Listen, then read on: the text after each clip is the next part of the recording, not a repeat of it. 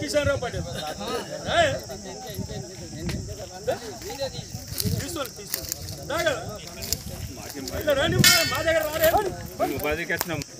అవునాజీ రాయ ఎట్లా నిలబడు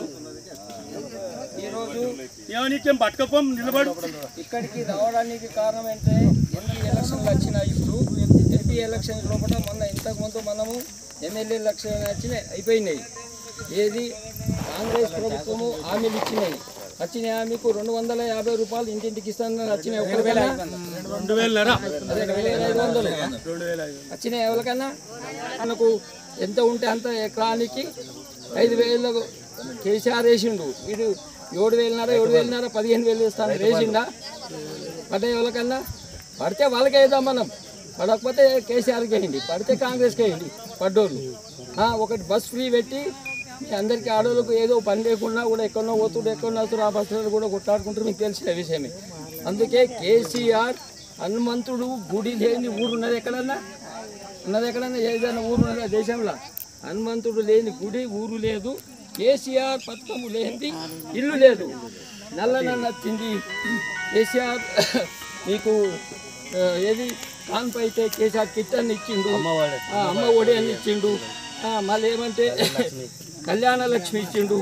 మళ్ళా మరి ఏది కళ్యాణ లక్ష్మితో పాటు ప్రతి ఒక్క నెలకు పింఛన్ కూడా 2,000 ఇచ్చిన పింఛన్ 2,000 చేసిన రోజులు కేసీఆర్ అన్నా కాంగ్రెస్ గవర్నమెంట్ ఎవరు తెచ్చారు?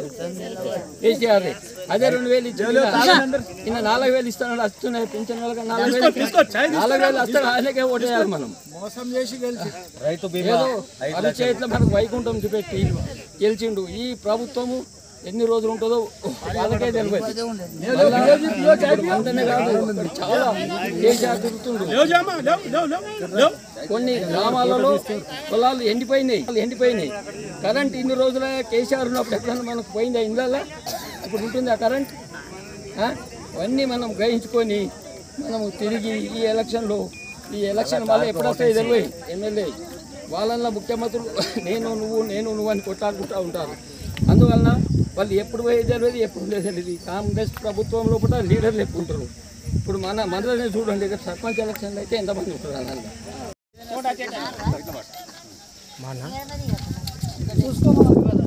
పూరా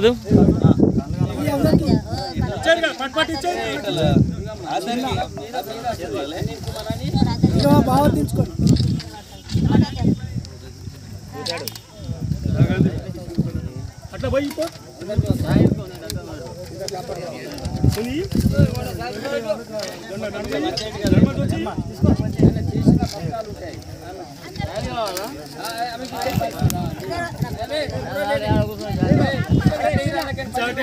పట్టు అట్లా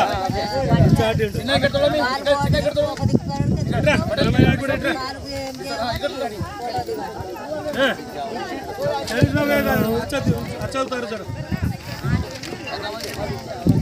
अच्छा दिन आएगा अलग चलन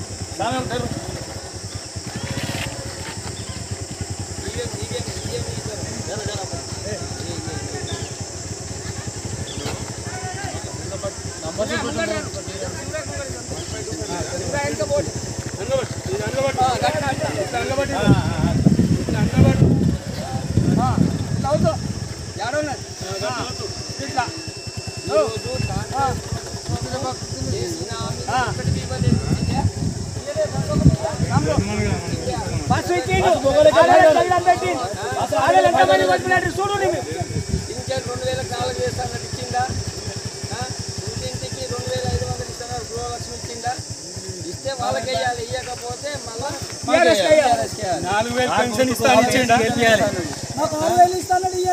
మరి రైతు బంధు 750